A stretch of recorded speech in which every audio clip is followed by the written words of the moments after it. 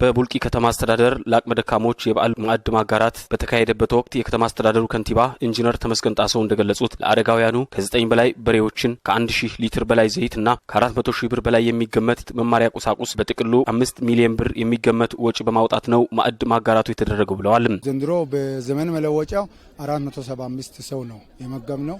አሁን ወደኛ የገቡ ቀበሌያት አሉ። እነሱን ጨምረን የ1000 እንመግባለን ብለን አቅደን ነበር።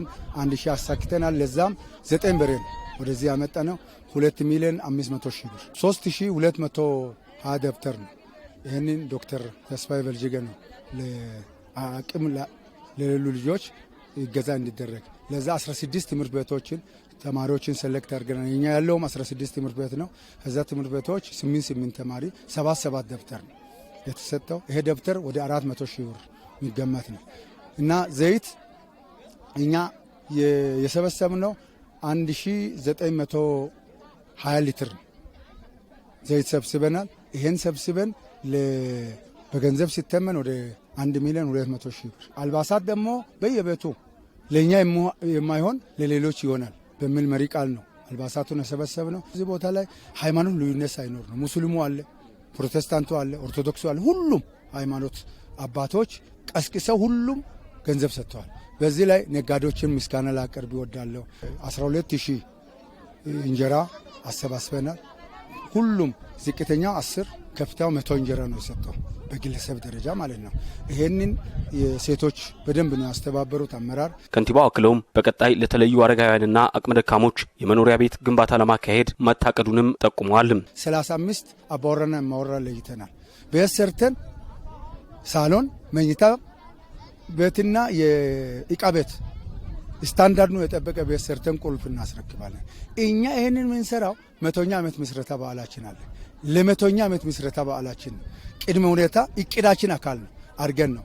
ሰውን መርዳት ሰው መሆን በቂ ነው። በምገባ መርሃ ግብሩ ላይ የተገኙት የጎፋ ዞን የመንግስት ረዳት ተጠሪና አደረጃጀት ዘርፍ ኃላፊ አቶ ይሁን ደምሴ ብልጽግና ፓርቲ እንደ ሀገር ሰው ተኮር አካሄድን በመከተል በርካታ ተግባራትን ሲያከናውን መቆየቱን ገልጸዋል። በዓልን በጋራ ማሳለፍ ብልጽግና ፕሮግራም አድርጎ አመጣው እንጂ የኢትዮጵያውያን የጎፋ ህዝቦች የቡልቂ ህዝቦች ባህል ነው።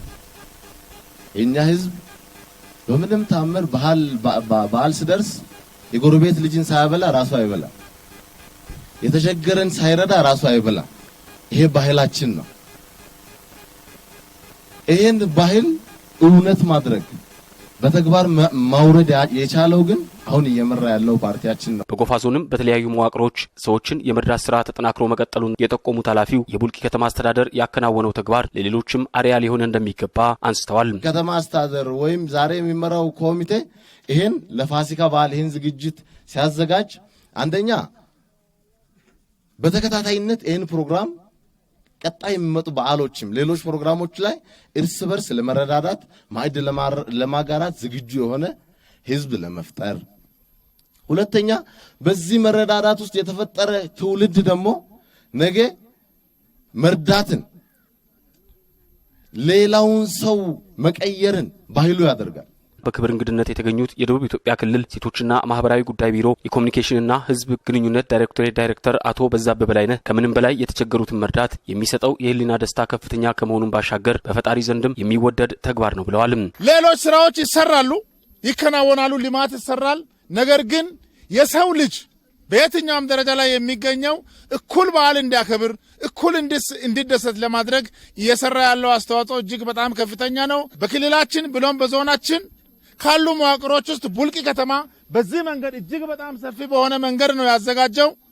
ይሄ እጅግ በጣም የሚደነቅና ቀጣይም ሊቀጥል የሚገባ ተግባር መሆኑን መውሰድ ያስፈልጋል። የቡልቂ ከተማ አስተዳደርን ፈለግ በመከተልም ከመንግስት መዋቅሮች ባሻገር ህብረተሰቡ ነባሩን የመረዳዳት ባህል ሊያጠናክረው እንደሚገባ አሳስበዋል።